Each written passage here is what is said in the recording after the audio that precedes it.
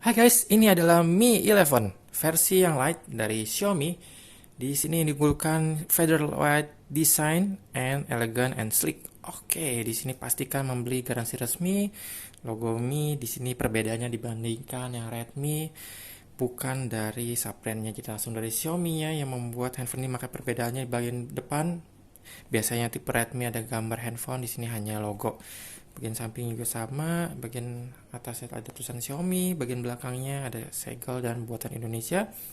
Di sini dual SIM, dual standby, masih 4G.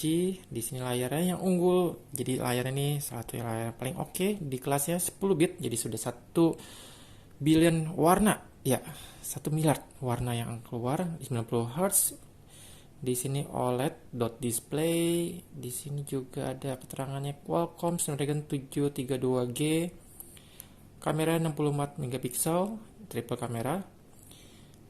Untuk kelengkapannya seperti ini, kelengkapannya ada adapter, kabel, injektor, panduan, kartu garansi, kartu ucapan, casing, Type-C to 3,5 mm headphone adapter. Oke, berarti tidak ada jack khusus lagi, jadi hanya satu port yaitu USB Type-C.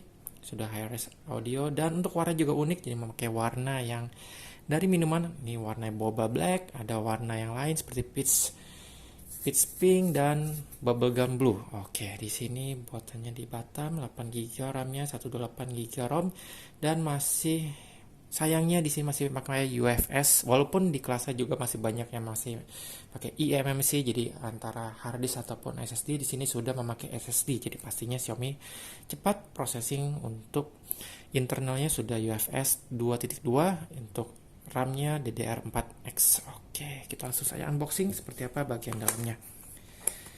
Jadi untuk teman-teman ingin mendapatkan handphone dari Xiaomi, jadi Xiaomi benar-benar dari Mi Phone, bukan yang Redmi ataupun Poco dan kelas-kelas yang murahnya. Ini salah satu handphone flagship yang dibuat murah, namun pastinya kualitasnya bukan kualitas murahan, karena balik lagi ini top of the line-nya yaitu dari Mi, ada Poco dan Redmi. Langsung saja kita buka bagian dalamnya seperti apa. Ini dia bagian dalamnya. Untuk kartunya juga cukup unik, bukan yang agak warna kuning, namun seperti putih dan merah, dan ada tanda terima kasih telah memilih produk ini dari Avinse. Di dalamnya ada tulisan Xiaomi lagi. Box kita nanti cek seperti apa untuk handphonenya. Dan impresi awal, ini sangat ringan, jadi seperti handphone tanpa baterai ya. Jadi oke sekali, sangat ringan. Kita coba nyalakan tombol powernya sampai sini, dan tombol powernya ini bersatu dengan fingerprint reader. Jadi fingerprint readernya bukan tipe yang flash ke dalam ataupun yang seperti masuk ke dalam, jadi ini menonjol dan lebih mudah untuk menekan ya. Saya cukup menyukai seperti ini dibandingkan tipe sudah masuk flash ke dalam. Memang lebih aman untuk tidak tertekan, namun susah untuk mendapatkan fingerprint yang bagus. Saya paling senang bagian belakang, namun untuk desain banyak produsen yang mengubah ke bagian samping. Di sini kita coba nyalakan apakah sudah ada baterai atau belum. Saat dinyalakan, oke, menyala dengan logo Mi. Kita sekalian timbang seperti apa. Saat ditimbang awal, bobotnya ini 160 gram ya. Oke, masih ada plastik pelindungnya, nanti saya bakal buka. Di sini untuk kelengkapan ini dapat desain by Xiaomi. Jadi untuk tipe mini juga memakai bahasa desain yang sama dengan flagshipnya yaitu Mi 11, mirip semua. Jadi bagus, jadi terlihat dari jauh seperti handphone yang mahal. Ini adalah SIM ejectornya, modelnya standar dari Xiaomi. Lanjut ada panduan pengguna, ada kebijakan kartu garansi seperti ini, dan bisa dicek garansi di mana saja pusat layanannya. Jadi sangat mudah sekali untuk klaim karena sangat banyak. Di sini ada USB Type-C adapter, jadi untuk menggunakan headphone yang menggunakan kabel. Ini mendapatkan adapternya. Ini nilai plus juga mendapatkan adapter, karena sekarang namanya TWS ataupun earphone yang Bluetooth sudah murah sekali. Di memang orang-orang pasti beralih ke yang Bluetooth, walaupun yang sering menggunakan headphone jack suaranya saya akui memang lebih bagus dan bisa memakai adapter seperti ini. Oke, lumayan mendapatkan adapter. Untuk casingnya, untuk yang warna black tetap mendapatkan casing yang putih polos seperti ini, transparan, bukan yang sedikit lebih smoke, lebih gelap. Dan berbeda dengan tipe Redmi, di sini casingnya tidak ada tutup covernya.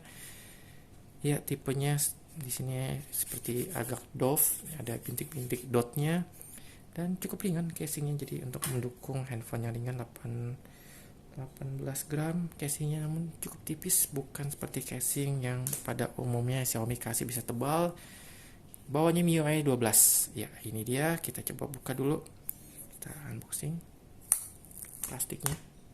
Oke, seperti ini. Dan untuk impresi awal saat memegang ini, handphone sangat ringan, layarnya bagus, AMOLED, dan untuk warnanya nanti kita cek seperti apa dengan layar 10 bit dibandingkan handphone di kelasnya, malah handphone di atasnya pun masih yang banyak 8 bit. Seperti apa hasil reproduksi warnanya. Di sini ada port port USB Type-C, tidak ada 3,5 jack lagi, mengurangi port di sini, tapi oke. Karena ya sekarang pun saya sudah jarang memakai 3,5 mm jack. Di sini ada untuk grill speaker yang utama, ada mic utamanya juga untuk mikrofon. Di sini ada bagian SIM. Kita coba eject dulu SIM-nya seperti apa. Ya. Apakah ada pelindung karetnya? Karena tidak ada, sayang sekali, tidak ada tertulis apakah ini terlindungi anti-splash proof ataupun yang lainnya. Ya, sepertinya tidak ada karetnya. Oh, ada karetnya, sangat tipis sekali karetnya, seperti ini. Jadi sangat unik, walaupun bahannya dari plastik. Dia bisa dual SIM atau satu SIM, satu SD card sampai 512 GB. Jadi ini tipe hybrid, bukan yang tipe triple slot. Oke, kita coba pasangkan lagi. Cukup unik, jadi ini depan belakang, bukan yang satu sisi.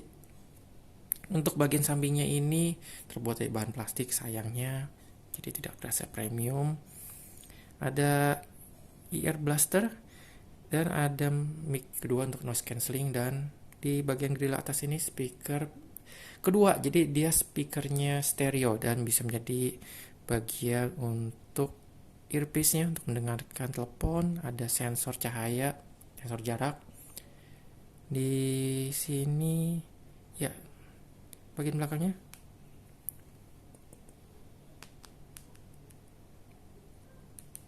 apakah ini kaca? Seperti kaca ini, jadi lebih premium. Nanti saya pastikan lagi seperti apa, tapi untuk feel ini berasa kaca dan sangat reflektif, walaupun warna hitam boba black. Di sini reflektif, mirip seperti dark gray. Dan di sini ada lingkaran kamera utama, tapi saya tidak suka dengan lingkaran chrome seperti ini. Lebih baik hanya warna hitam. Dan kamera seperti kamera flagship pada umumnya, kamera bukan 4, karena kamera satu lagi yang depth sensor itu biasanya hanya gimmick ya, hanya orang tulis kamera 4, tapi kenyataannya kamera tersebut hampir tidak terpakai. Ada kamera wide dan ada kamera makronya juga makro tele 5 megapiksel kamera wide-nya, 13 megapiksel, 64 megapiksel kamera utama, dan ada flash di sini dual tone. Ada bagian volume up and down-nya di sini sayangnya menyatu, jadi agak sulit untuk merasakan. Dan bagian depannya bezelnya cukup tipis, ciri khas dari flagship pastinya. Bagian bawahnya yang terlihat di sini, notch bawahnya yang tipis, mungkin handphone Redmi, namun tetap masih lebih tebal dibandingkan Mi 11. Di sini ada bagian cutout untuk kamera depannya, kamera depan 16 megapiksel. Kita coba masuk ke dalamnya, ada pilihan bahasa Indonesia. Lokasi kita pilih defaultnya dulu, Indonesia. Oke, syaratnya face emoji, saya tidak perlu pakai face emoji. Nanti saya pastikan juga teman-teman ganti keyboardnya, keyboard Google, karena lebih baik saat mengetikkan fitur-fiturnya, dan bukan keyboard third party yang bisa jadi data bisa diambil data kita saat mengetik. Untuk touchscreen-nya tidak ada masalah, ini sangat lancar sekali saat mengetik. Saya masukkan password untuk WiFi, kita cek apakah seberapa cepat. Oke, sudah terhubung sangat cepat, sudah mendukung 5G, untuk wifi nya sudah dual band. Oke, menyiapkan ponsel, nanti kita cek juga seberapa cepat. Saat loading awalnya kita cek untuk bagian dalamnya apa saja yang didapat. Chargernya, charger standar masih yang USB seperti ini, ada warna orange, dan ini seperti charger generic di kelasnya, pastinya colokan versi Indonesia, dan sudah 33 watt rate maksimumnya seperti ini. Oke, lanjut. Untuk kabelnya juga ada aksen warna orange nya, USB Type C ke USB standar ya, tidak ada lagi kelengkapannya. Google kita lewati dulu, kita matikan biar tidak banyak data yang terpakai, tidak perlu ya. Masih menyiapkan ponsel. Kita tes untuk suhu awalnya ini, kita lewati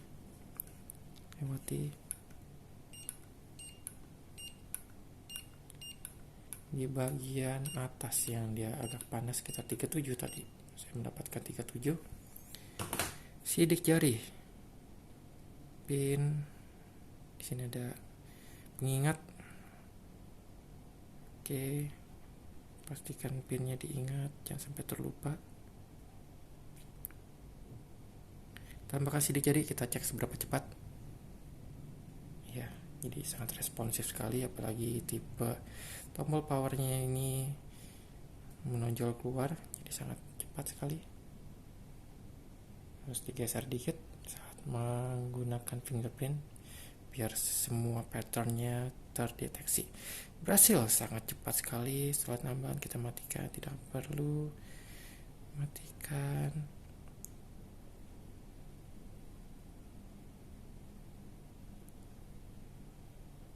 Oke, mode klasik. Jadi kalau dilihat kamera sini ada flicker yang berjalan, namun saat terlihat dengan mata langsung tidak ada, karena ini refresh rate-nya cukup tinggi, 90 Hz. Kita cek apa refresh rate-nya sudah dynamic, jadi bisa otomatis berubah switching, karena ada tipe-tipe seperti Poco X3 ternyata itu juga masih manual untuk switchingnya dari 60 atau 120 Hz. Oke, kita tes lagi bobotnya tanpa plastik pelindung, 158 gram ya, sangat ringan sekali. Saat charging, kita coba tes saat charging.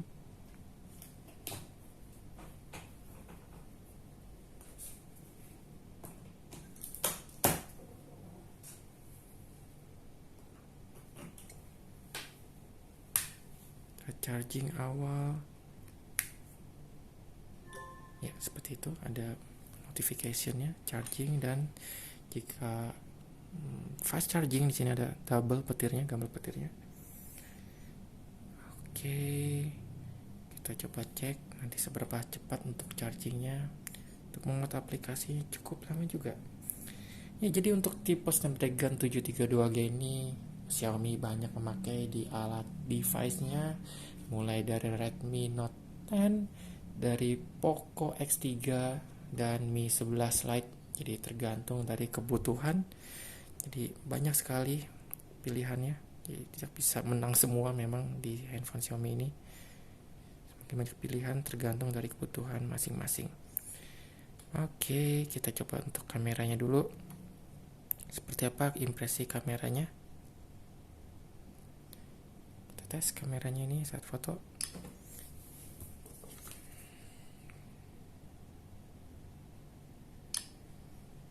Untuk fokusnya cukup oke. Mungkin ada lagging karena sedang loading di background. Nanti saya bakal tes lagi. Untuk video, kita tes video suaranya seperti apa saat perekaman, saat fokus, dan getar-getar dari tangan ini seberapa bagus stabilisasinya, dan pastinya suara, karena di tipe Note 10 Pro suaranya sedikit lebih kecil dibandingkan handphone Poco X3. Kita tes untuk mikrofonnya ini.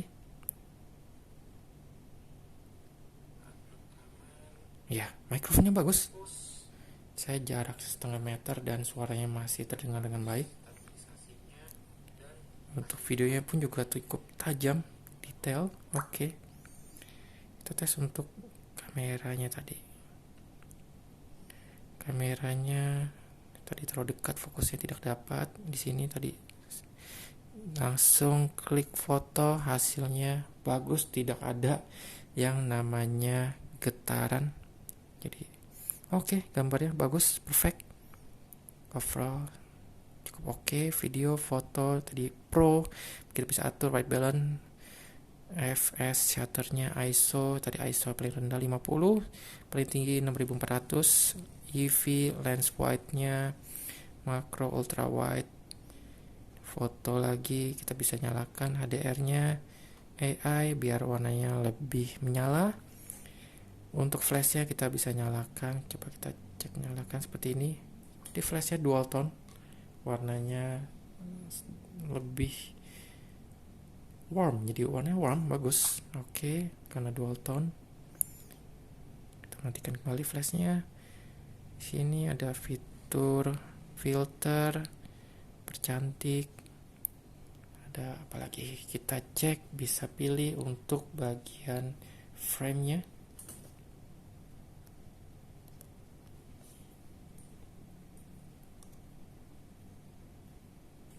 Oke, bisa pilih untuk timer, setelan bingkai film, tampilan garis, makro. Jadi untuk makro ya tipenya tele makro, jadi lebih jauh seperti ini, jadi terlihat ada seperti lensa tele namun bisa makro. Jadi saya lebih senang dengan lensa tele makro ini karena hasil gambarnya hampir mendekati bukan gambar dari wide yang dibikin, ada makronya, jadi gambarnya tidak ketarik dengan seperti lensa wide seperti ini. Oke, jadi bagus sekali lensa makronya, tidak ada kendala. Matikan, tapi sayang sekali harus masuk ke menu dulu untuk mematikan. Tilt shift, timer, setelan, kita coba cek setelannya, watermark mati, kita bisa pilih kualitas, rekomendasi cerdas, kita matikan. Oke, bisa dinyalakan.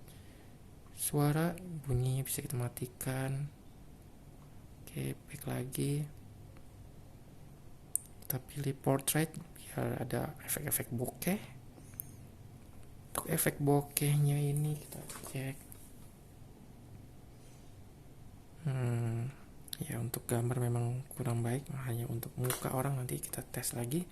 Lainnya ada mode malam hari, ini mode yang rekomend. Jika malam hari harus menyalakan ini biar 3 gambar dijadiin satu, biar mengurangi noise yang ada. Mode 64 megapiksel, 64 megapiksel, video pendek, panorama, dokumen, vlog, gerak lambat di sini bisa sampai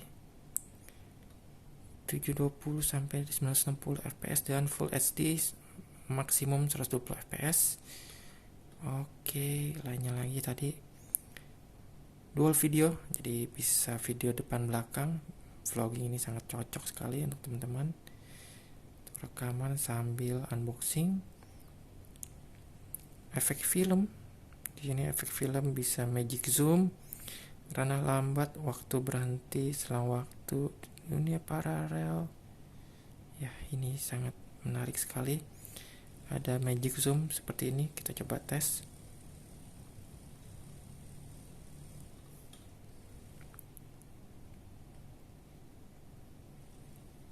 Oke. Jadi dia nge-zoom automatically sesuai dengan filter yang ada. Menarik. Ada cloning, jadi ini kita bisa foto berbagai sudut kita. Misal kita bisa mengcloning diri satu tempat, satu frame jadi 5 orang. Menarik. Ya, jadi sangat banyak fitur-fitur yang terbaru dari Xiaomi. Ya, ini banyak aplikasi bawaan seperti yang kita tidak perlu. Ya, snack video kita uninstall. Ya, bisa install dengan baik. Untuk setting yang lain, ya di sini sedang update. Kita coba cek updatean yang lain. Jadi bawaannya ini juga sudah mendapatkan screen guard dari Xiaomi, walaupun dari plastik tipis. Tentang ponsel, tentang teleponnya, versi terbaru. Kita coba cek apakah updatean terbaru MIUI 12.5.1. Oke, apa yang baru? Dari sistem, bar status, layar, notifikasi, untuk pembaruan. Oke, nanti saya bakal update seperti apa pembaruannya. Penyimpanan terpakai di sini dari 128 terpakai 20,3. Versi Android 11 kita coba buka di sini ya. Oke. Fitur-fiturnya di sini ada koneksi, ada NFC, jadi NFC-nya sudah nyala otomatis. Tampilan suara ya, ini aplikasi settingan standar dari Xiaomi-nya. Oke, demikian untuk unboxing first impresi dari Xiaomi. Oh sorry, satu lagi untuk kamera depan. Kita cek kamera depannya seperti ini. Kita cek untuk foto, kita tes di sini. Ya, tidak ada pilihan untuk bagian megapikselnya. Oke, kita coba tes. Kameranya cukup bagus, bukan cukup bagus sekali ini kameranya. Noise rendah, fokusnya oke sekali. Jadi untuk kamera, walaupun bukan yang menonjolkan kamera 108 megapiksel, namun kamera ini cukup bagus, ataupun saya bilang sangat bagus di kelasnya. Coba tes untuk panasnya lagi. Saya berasa cukup panas saat charging, 43,5 derajat. Ya, karena handphonenya tipis jadi berasa panasnya, namun masih di batas ambang yang oke saat dipegang. Dan untuk tonjolan kamera pun juga tipis, tidak keluar sangat jauh. Ini cukup oke, karena banyak kamera rusak karena menonjol cukup besar seperti Mi Note 10 Pro yang tonjolan cukup besar. Dan di sini bagian belakangnya fingerprint sekali, jadi bagian cap jari kita ataupun kotoran-kotoran minyak bakal menempel, jadi sering-sering harus dilap.